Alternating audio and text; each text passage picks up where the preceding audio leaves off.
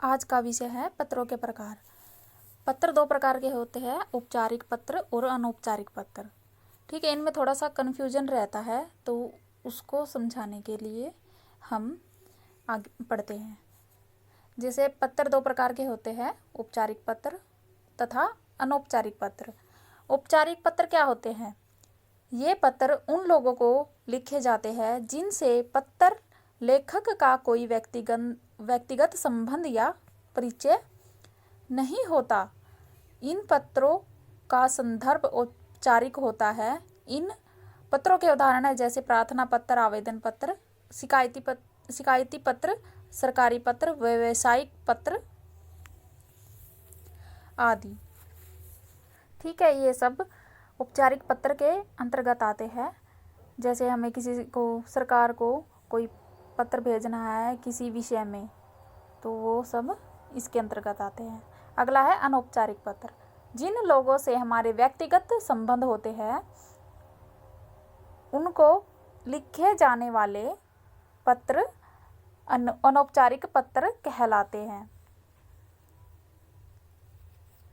ठीक है, ये सब अनौपचारिक पत्र होते हैं। इनमें व्यक्ति अपने सुख दुख की व्यक्तिगत बातें लिखता है। प्राय ये पत्र परिवार के सदस्यों, मित्रों और निकट के संबंधियों को लिखे जाते हैं, जैसे पिता, माता, भाई बहन, दोस्त आदि को लिखे गए पत्र। इसलिए इन पत्रों को व्यक्तिगत पत्र कहते हैं। सिंपल सा है, जैसे कि हम अब किसी अपने को पत्र भेजते हैं तो उनको पर्सनल लेटर्स या अनौपचारिक पत्र कहते हैं। एक पत्र को लिखने के लिए कुछ उचित भाषा होती है और उसके कुछ नियम होते हैं जो हम इसमें पढ़ेंगे। जैसे पत्र लेखन की प्रमुख विशेषताएं क्या क्या है, उसमें है एक सरलता। पत्रों की भाषा सरल और सुबोध होनी चाहिए जिससे पाठक को समझने में कठिनाई ना हो, मतलब जिससे पढ़ने वाले को कोई भी किसी तरह की परेशानी ना हो। दूसरा है स्पष्टता। पत्र में स्पष्टता का होना बहुत जरूरी है। पत्र में जो कुछ भी कहा गया है वह पाठक को स्पष्ट रूप से समझ में आ जाए, मतलब पढ़ने वाले को सही से समझ में आ जाए। तीसरा है संक्षिप्तता। पत्र में जो कुछ कहना है वह संक्षेप में होना चाहिए, मतलब थोड़े शब्दों में ही अच्छे से समझ में आ जाए। अगला है निश्चयात्मकता।